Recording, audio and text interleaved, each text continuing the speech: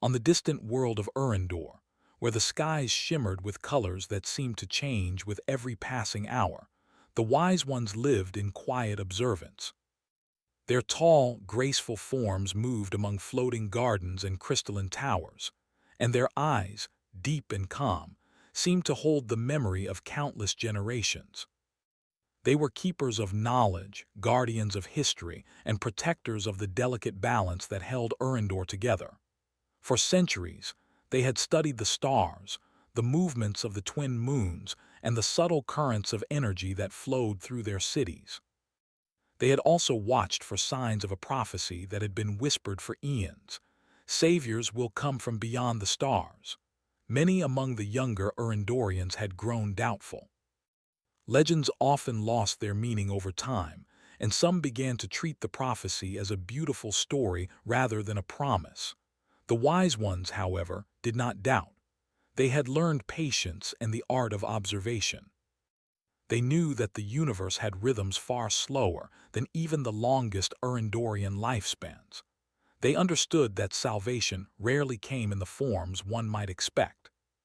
One morning, as the twin suns rose, scattering gold and violet across the floating gardens, a subtle disturbance rippled through the sky. It was not violent or loud, but the energy was unusual, enough to catch the attention of the oldest of the wise ones. Lyra, whose years had surpassed any recorded memory, raised her hand, sensing the tremor with the delicate precision only the wise ones possessed.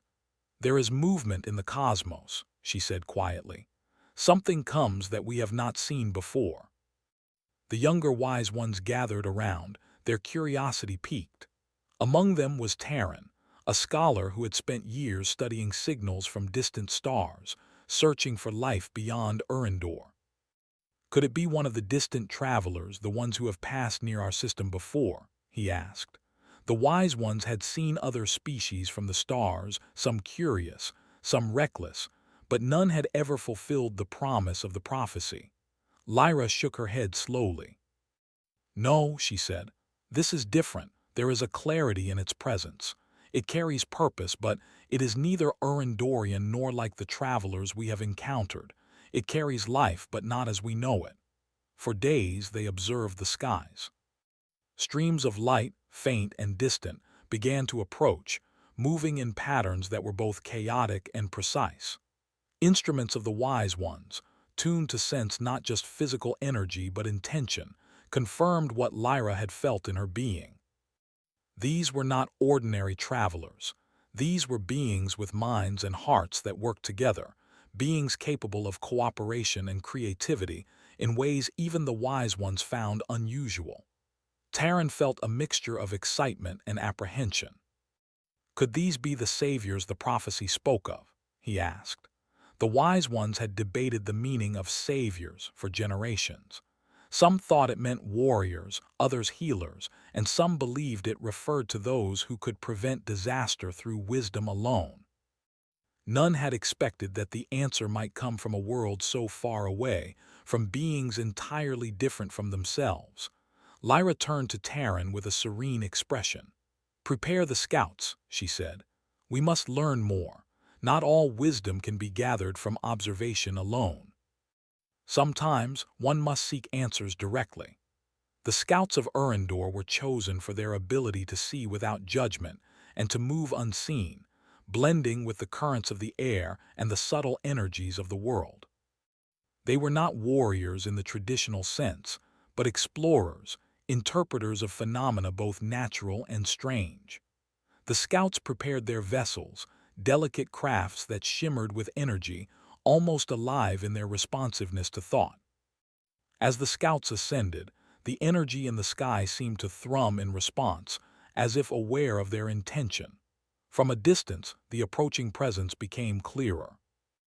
Unlike the explorers the wise ones had seen before, these travelers were not bound by the quiet restraint of Urindor.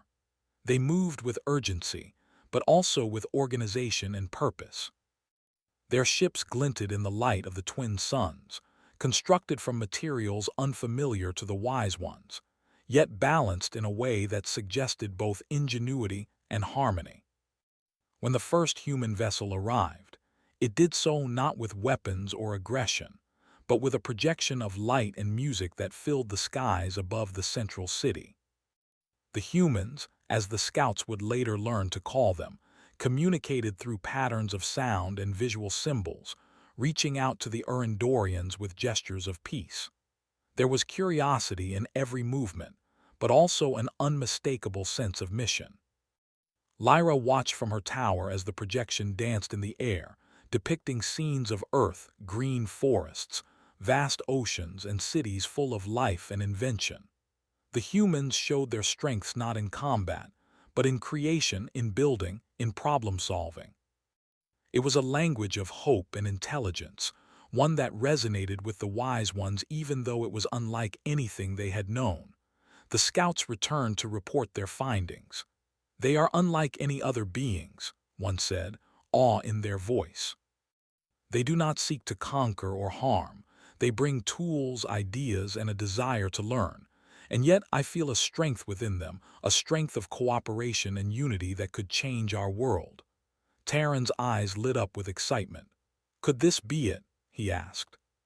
"The prophecy, fulfilled not by battle but by ingenuity, by heart," Lyra nodded. "Perhaps, but we must remain vigilant. Prophecies often unfold in ways that challenge understanding. We must learn from them as much as they learn from us." Days passed, and the humans began to make contact with the city's inhabitants. They did not rush. They observed the ways of Erendor, mimicking the patterns of movement, learning the rhythms of thought and energy. Children of Erendor approached them without fear, fascinated by the human stories and their strange devices. Humans showed small inventions that captured water from the clouds, grew food in floating gardens, and even created music that seemed to harmonize with the natural energies of the planet. The wise ones watched carefully. What struck them most was the humans' ability to cooperate effortlessly, to combine ideas and solve problems as a community. When a sudden tremor shook one of the floating gardens, it was the humans who first suggested a way to stabilize the plants by weaving energy threads with natural vines. The solution was simple, elegant, and effective, a demonstration of the unique form of strength the humans carried.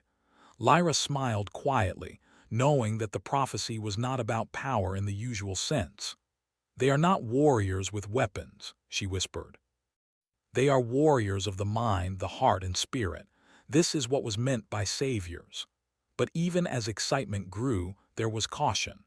The humans' presence was new, and new things often brought disruption. The wise ones knew that understanding would take time, and patience would be required from both sides. They could not predict every outcome, but they could guide, observe, and learn. On the night of the twin moons' alignment, a council of wise ones gathered, including Lyra and Terran. "We are on the edge of a turning point," Lyra said. "The humans have arrived. They carry the promise of change. How we engage with them will shape not only Erendor's future, but perhaps the fate of our civilizations together." Terran nodded. "They inspire hope. Their presence shows that salvation can come in ways we do not anticipate." Perhaps the prophecy was never about who would arrive, but about what they would bring.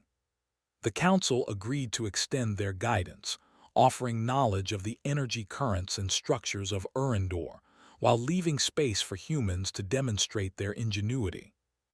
The first part of this meeting concluded with a shared sense of curiosity and possibility. As the humans slept in their vessels, softly lit by the glow of the city below, they too dreamed of what awaited them. They were explorers by nature, seekers of solutions, but something deep within hinted that their purpose was larger than any single adventure. The bond forming between them and the wise ones was fragile, new, and beautiful, a seed of cooperation that could grow into something extraordinary. And so, on that shimmering world beneath twin suns, the first chapter of a story that would stretch across the stars began. The wise ones, for the first time in countless ages, felt the stirrings of true hope. The saviors had come, and they were unlike anything anyone had expected. They were humans, warriors not of battle, but of unity, creativity, and unwavering spirit. And the prophecy, whispered for millennia, was about to unfold in ways no one could yet imagine. The humans had been on Erendor for several days, and each day brought new discoveries. They moved among the floating gardens, crystalline towers, and sparkling canals, marveling at the delicate balance of the city. Every structure, every plant, every creature seemed to live in harmony with the energy of the world. It was unlike anything they had ever seen on Earth, yet the humans approached it with wonder, respect, and a quiet determination to help. Lyra and Taryn watched the humans with cautious fascination. The humans did not rush to dominate or control. Instead, they asked questions, observed carefully, and offered gentle suggestions.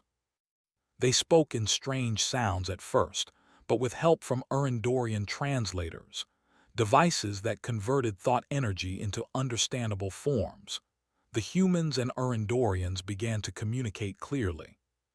Words were not enough at first. Gestures, demonstrations, and even music became part of their conversation.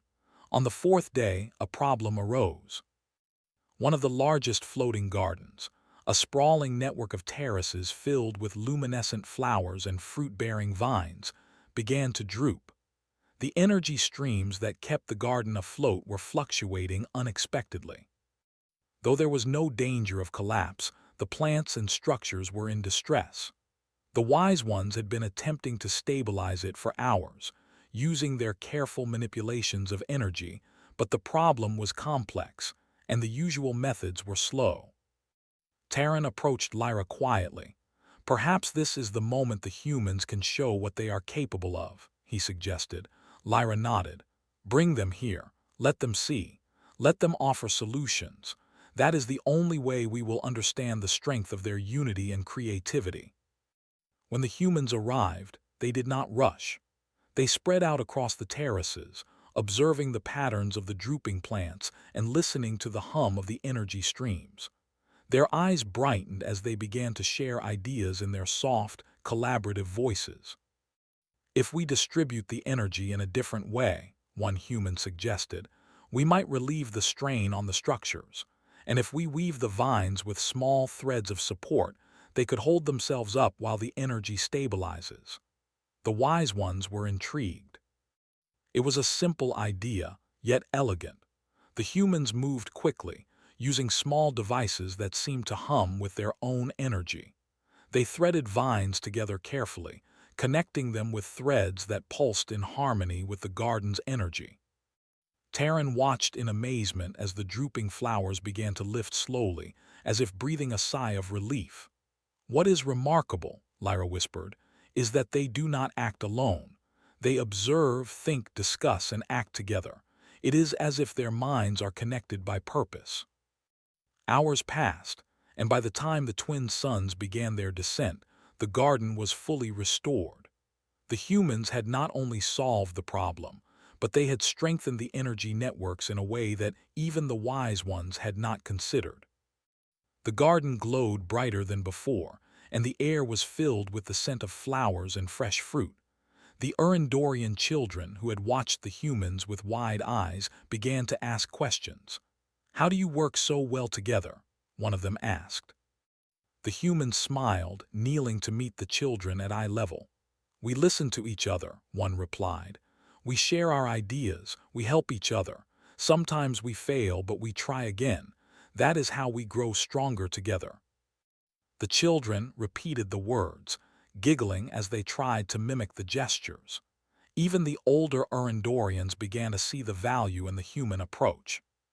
Cooperation, creativity, and shared problem-solving. These were qualities that complemented the patient wisdom of Erendor, forming a balance that neither species had achieved alone. Later, the humans were invited to observe the energy flows beneath the city. The Erendorians called it the heart of Erendor, a network of invisible currents that sustained life, movement, and the delicate balance of floating cities. The humans were fascinated. They suggested small adjustments to the flow, using devices that converted human ideas into subtle energy nudges. To the surprise of the wise ones, the adjustments enhanced the energy network, making it more stable without altering its natural harmony. "This is unprecedented," Terran murmured to Lyra. "They do not impose themselves, they do not dominate, yet they improve what we have built with care. They are inventors of balance." Lyra nodded. "It is why they are the saviors. Not by force, but by their ability to see solutions where we see only limitations." That evening, as the twin moons rose and cast silver light over the floating towers, a storm approached from the horizon. It was unlike any storm the Erendorians had seen in generations. Energy currents shifted unpredictably, threatening to destabilize parts of the city. The humans immediately offered assistance, not with fear or panic, but with calm and clear thinking. They moved in teams, observing the patterns of the storm and suggesting ways to channel its energy safely. "If we create a series of temporary barriers here," one human said, pointing to the terraces, "and redirect some of the energy into the natural conduits, we can protect the structures without disrupting the flow of life." The wise ones watched as humans worked alongside Erendorian engineers, their combined efforts creating a network of energy streams that absorbed and redirected the storm. Flowers and vines swayed but remained unharmed, and the city's towers glimmered safely under the storm's silver light. Terran felt a deep sense of awe. "They are teaching us as much as we are teaching them," he said quietly, "not with words alone, but with action. Their creativity is a gift to Erendor." As the storm passed, the humans and Erendorians gathered in the central plaza. The city shimmered in the moonlight, safe and vibrant. Children ran among the gardens, laughing and pointing at the humans with admiration. The humans smiled, speaking softly to their young friends, showing them how ideas could solve problems without conflict or harm. Lyra addressed the gathered crowd. "The humans have shown us that strength comes in many forms. Courage is not only in facing danger, but in offering solutions, in helping others, in working together. They are indeed what our prophecy foretold." But not everything was easy. Despite their success, the humans still faced challenges in understanding Erendor's customs. The quiet meditation sessions that balanced the city's energy were difficult for them. They fidgeted, asked questions, and sometimes unintentionally disrupted the flow. Yet the wise ones did not scold them. Instead, they patiently guided the humans, helping them learn the delicate rhythms of the world. The humans, in turn, taught patience in unexpected ways. When the energy currents shifted, when plants or devices required adjustments, they suggested small, incremental changes rather than drastic measures. They showed that even when mistakes were made, the solution was not punishment but adaptation and learning. This gentle influence began to blend with the Erendorians' own methods, creating a new approach to problem-solving that combined ancient wisdom with fresh ingenuity. In one quiet moment, as the humans studied a pattern of energy flowing through a crystalline tower, Lyra approached them. "You have changed the way we think," she said softly. "Your presence is a reminder that even the oldest knowledge can grow and evolve." A human named Mara smiled, adjusting a small device that glimmered in her hands. "We learn as much from you as you do from us," she replied. "The universe is big and there is so much to understand. We are explorers, yes, but we are also students." The night stretched on, filled with quiet laughter, conversation, and shared wonder. Humans and Erendorians alike felt the bond growing stronger. It was not a bond born of necessity, fear, or obligation, but one of mutual respect, curiosity, and the simple joy of discovery. As the twin moons began to set and the first light of the suns touched the horizon, Terran reflected on the days that had passed. "We thought the prophecy would bring battle or struggle or some grand test," he said. "But instead it has brought understanding, cooperation." a reminder that salvation is not always in power or victory, but in the heart and mind of those willing to work together. Lyra nodded, her gaze on the horizon where the humans' vessels rested. Yes, and this is only the beginning. There are many challenges yet to come, mysteries that even we cannot predict. But with their help and with our guidance, Erendor may flourish in ways we have only imagined. And so the humans continued their work, moving gracefully through the floating cities, learning, observing, and sharing their ideas. Each day brought new questions, new solutions, and new bonds of trust. They taught the Erendorians that true strength lay not in control or dominance, but in understanding, patience, and creativity.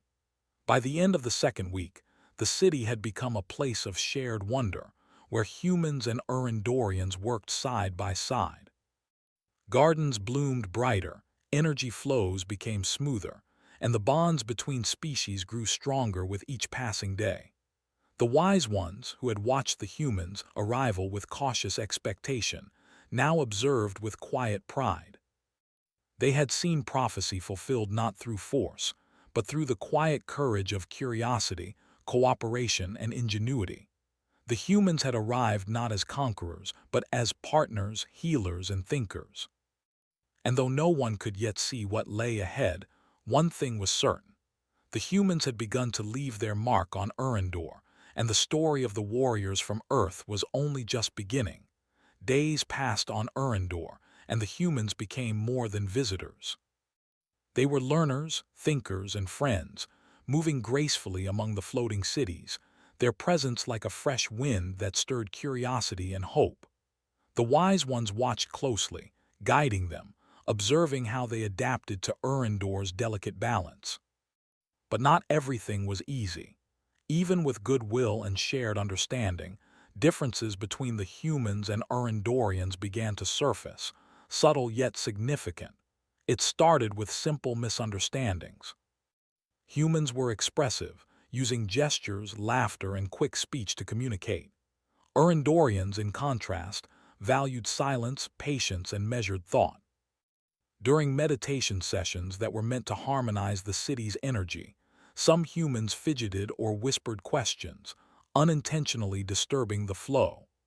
One human, Jalen, had a habit of touching the crystalline towers, curious about their texture and resonance. Though harmless, his actions caused minor ripples in the energy streams. At first, the Erendorians were frustrated. They had always prided themselves on balance and precision, and even small disruptions could ripple across the city's networks. But Lyra reminded them, they do not intend harm, their minds work differently, we must teach, not punish. The humans themselves noticed the tension.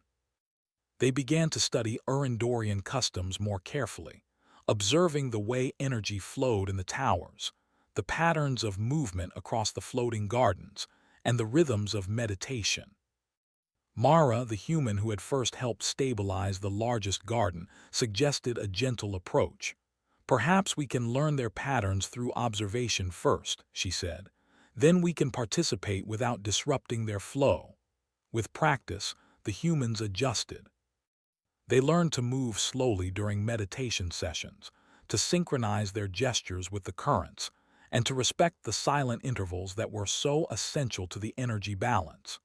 In return, the Erendorians began to appreciate human creativity in subtle ways. When the energy currents fluctuated unexpectedly, humans offered solutions that were unconventional but effective, blending innovation with care. The real test came when a mysterious energy storm approached from the northern skies. Unlike the storm that had passed earlier, this one was unpredictable, shifting erratically and affecting multiple floating districts at once. Towers swayed, gardens tilted, and some minor energy streams flickered. The humans were called upon to assist, and they responded without hesitation. They began by observing the patterns of the storm. It did not respond to the usual methods of the wise ones, and traditional energy adjustments were only partially effective. The humans suggested creating small, temporary conduits, that would guide the storm's energy safely through the city, rather than trying to resist it entirely. If we work with it instead of against it, Jalen explained, we can protect the city without causing strain to the structures or the gardens. The Urandorians were skeptical at first. They had always managed energy storms through careful, controlled influence. But the humans' approach was different. It relied not on force, but on cooperation between humans and Urandorians, and with the storm itself. Teams of humans and Urandorians spread across the affected districts, weaving subtle channels, adjusting small devices, and using energy threads to stabilize the buildings. Children and adults alike watched in fascination as humans and Urandorians worked together, each learning from the other. Where humans moved with bold creativity, the Urandorians provided steady guidance, blending instinct with wisdom. Hours passed.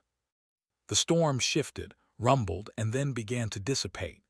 No buildings were damaged, no gardens destroyed, and the city emerged brighter and more stable than before. The wise ones observed in awe.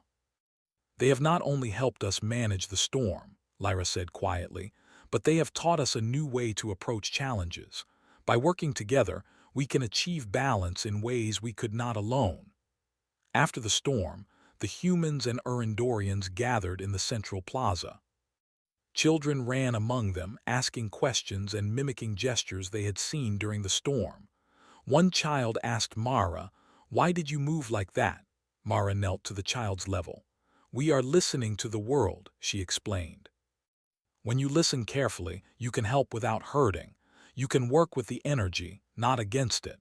The human approach began to influence Urandorian practices. The meditation sessions were subtly changed to allow small movements and shared problem-solving exercises, blending reflection with creativity. Towers that had been purely static now incorporated small responsive elements, designed to harmonize with adjustments made by humans. The city evolved, not because it had to, but because collaboration sparked innovation. Yet, the process was not without challenges. Humans sometimes misread the silent intentions of the wise ones. A device meant to balance energy in a tower was almost misaligned, and Lyra intervened just in time. "Patience is as much a part of strength as action," she reminded the humans. "Every adjustment must honor the flow of life here." The humans listened, learning that observation could be as powerful as action. They adapted their devices to respond more subtly, guided by the gentle energy of Urandor. Through trial and careful attention, they began to blend their bold creativity with the measured wisdom of the wise ones. A week later, another challenge emerged, this time from within the city itself. One of the floating districts, home to a large library and archives of ancient knowledge, had developed a problem. Energy currents that preserved the delicate crystal manuscripts were fluctuating, threatening to distort or fade centuries of recorded history. The humans were called in to assist once more. They approached the problem as they had with the gardens and towers. First, observation, then collaborative discussion, finally measured action. They suggested creating temporary support currents that would absorb the fluctuations and redistribute the energy evenly across the district. Urandorian engineers implemented the plan under human guidance, and the manuscripts remained safe. In fact, the new system enhanced the energy flow, making it easier to preserve and access the archives. Through these experiences, the humans began to gain a deep respect for Urandorian culture.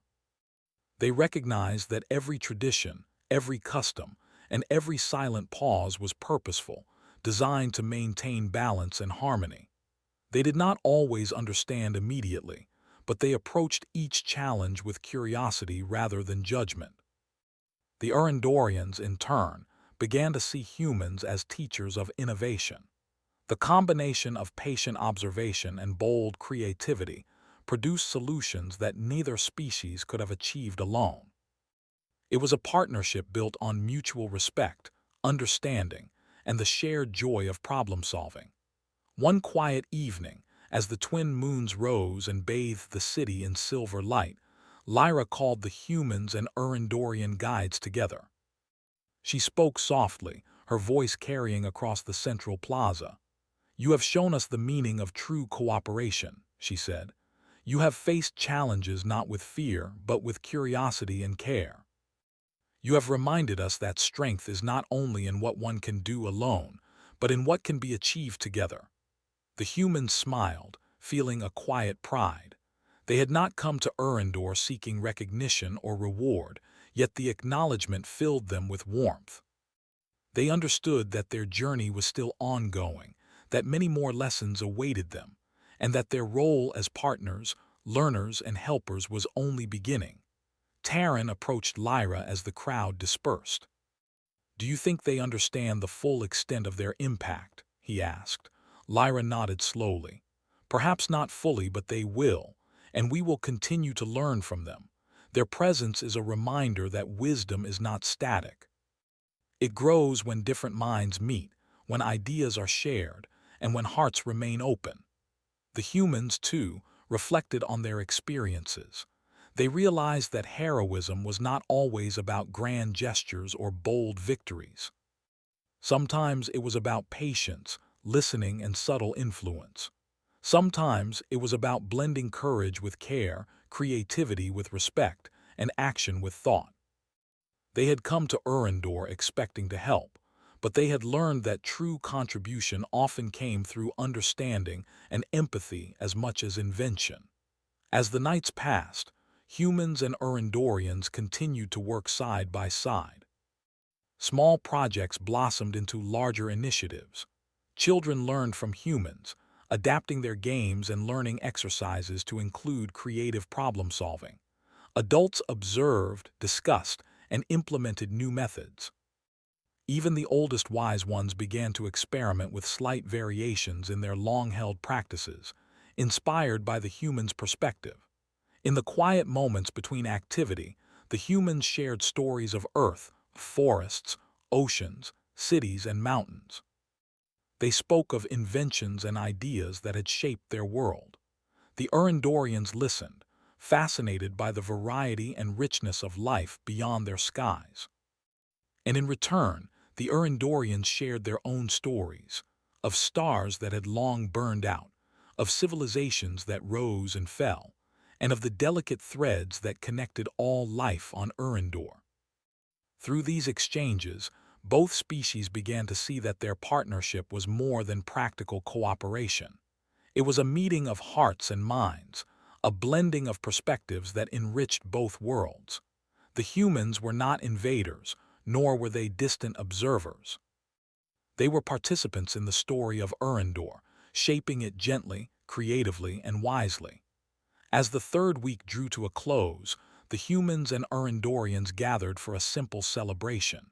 It was not grand or ornate, but filled with music, light, and laughter. Children danced among floating lanterns, while adults shared ideas and inventions. Even the energy currents themselves seemed to shimmer more brightly, as if acknowledging the harmony that had been achieved. Lyra watched from the center, feeling a deep sense of fulfillment. "The prophecy is being fulfilled," she whispered, "not through battle or conquest, but through understanding, cooperation, and shared creativity. The humans are truly the saviors we have waited for." And though challenges would continue to arise, and though humans and Urandorians would still need to learn from each other, one truth was clear. Together, they had discovered a new way to face the unknown. Through patience, curiosity, and collaboration, they could overcome even the most complex problems, preserving life and harmony on Urandor. The story of the warriors from Earth had grown richer, deeper, and more meaningful. They were not warriors in the traditional sense, but pioneers of understanding, builders of connection, and protectors of harmony. The city glowed softly under the twin moons, a testament to what could be achieved when hearts and minds met in respect and purpose. And in that glow, humans and Urandorians alike felt a shared sense of hope, knowing that together, they could face whatever mysteries the universe might send, and that the prophecy would continue to unfold in ways more extraordinary than any could yet imagine. Weeks had passed since the humans first arrived on Erendor, and in that time the city had transformed. The floating gardens glowed with renewed brilliance, the crystalline towers hummed with harmonious energy, and the streets and walkways reflected a quiet excitement that had not been seen for generations. Humans and Erendorians worked side by side, sharing ideas, laughter, and the joy of discovery. The city no longer belonged to one species or the other. It had become a place of shared life, a living testament to cooperation. One morning, as the twin suns rose over the horizon, a subtle tremor rippled through the city. It was not threatening at first, but it drew attention immediately. The energy currents beneath Erendor shifted unpredictably, and small clusters of floating gardens began to sway. Lyra, sensing the disturbance, called the humans and the wise ones to the central plaza. "This is unlike anything we have experienced before," Lyra said quietly, her eyes scanning the sky. "It is not a storm, nor is it a natural fluctuation. Something is approaching, and it requires our combined effort." The humans listened attentively. Mara knelt and placed her hand lightly on a small energy device she carried. "We can help," she said calmly. "But we will need to understand the flow first, then work together to guide it safely." Teams of humans and Erendorians moved quickly, spreading across the affected districts. The energy disturbance was subtle at first, but it began to grow in strength, moving like a river through the city. The humans suggested creating temporary channels to redirect the currents, while the Erendorians adjusted stabilizers that had been part of the city for centuries. Terran observed their cooperation, amazed at how seamlessly the two species had learned to work together. Where humans introduced bold, creative solutions, the Erendorians provided guidance and stability. The city responded like a living organism, the energy flowing smoothly once more under their careful coordination. "It is incredible," Terran said to Lyra. "They have become part of the city, not just visitors. They are shaping it, learning from it, and protecting it all at the same time." Lyra nodded. "This is the fulfillment of the prophecy. The saviors were never meant to fight. They were meant to bring balance, understanding, and new perspectives, and they have done exactly that." As the city stabilized, the humans noticed another anomaly. A small district, one of the oldest parts of the city, was beginning to drift slightly away from its intended orbit. Though the movement was slow, it could eventually disrupt the surrounding districts. Mara and Jalen approached Lyra with a suggestion.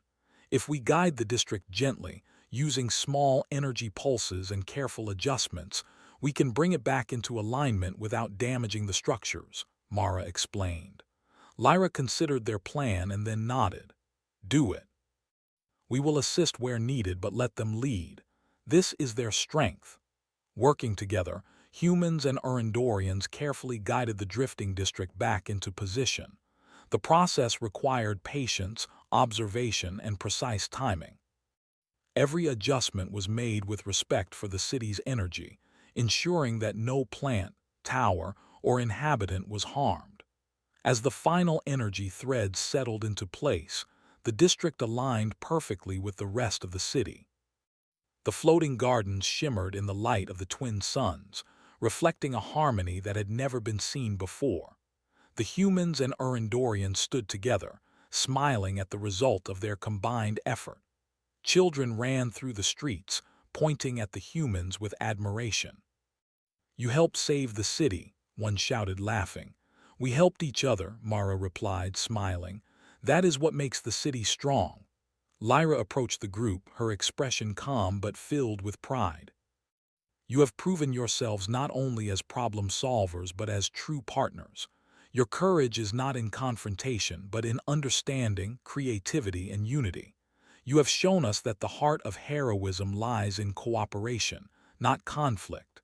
Terran stepped forward. And not only have they saved the city, but they have inspired us to see new possibilities. Their perspective has opened doors we never imagined. The humans and Urandorians spent the following days strengthening the city together.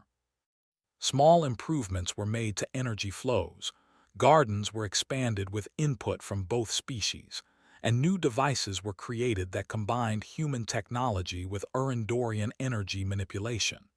The city was evolving, becoming more resilient and beautiful than ever before. As the final adjustments were completed, a sense of celebration filled the city. It was not a celebration of conquest or victory, but of collaboration, learning, and shared achievement. Lanterns floated through the sky, music echoed across the towers, and the twin moons cast a silver glow over the glowing gardens. Mara walked through the plaza, observing the humans and Urandorians mingling freely. "It feels like the city is alive in a new way," she said quietly to Jalen. Jalen nodded. "It's more than alive, it's thriving, and we are part of it." Lyra gathered the humans and wise ones for a final council meeting in the central tower. "You have come from a distant world, guided by curiosity and kindness," she said. "You have faced challenges not with force but with thought and care. You have strengthened our city, our culture, and our hearts. For that, we are grateful." The humans bowed slightly, humbled by the acknowledgement. They had come to Urandor to help, but they had found friendship, wisdom, and a sense of purpose that went beyond their expectations. "You have given us a new way of seeing the world," Lyra continued. "Our traditions are still ours, but your ideas have enriched them. We will remember this time, and we will continue to grow together." Mara spoke softly. "We came expecting to teach, but we have learned as much as we have shared. Your world is full of beauty, balance, and knowledge. Working together has shown us what is possible when different minds unite for a common purpose." The council agreed to form a permanent partnership. Humans and Urandorians would continue to share knowledge, explore new possibilities, and care for the city together. A shared council of representatives from both species was created to oversee future projects, ensuring that both perspectives would be honored. In the weeks that followed, the humans explored Urandor more deeply. They learned about ancient histories recorded in crystal archives, studied the patterns of energy that flowed through the world, and even experimented with combining human and Urandorian methods to create new inventions. Their contributions were subtle but meaningful, enriching the city without disrupting its natural balance. Urandorian children grew especially fond of the humans.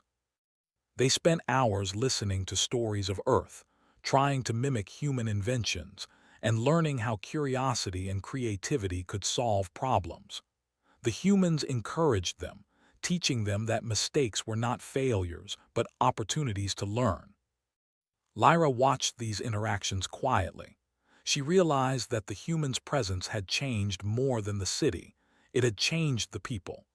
Urandorians were becoming more open to experimentation, more willing to combine tradition with innovation.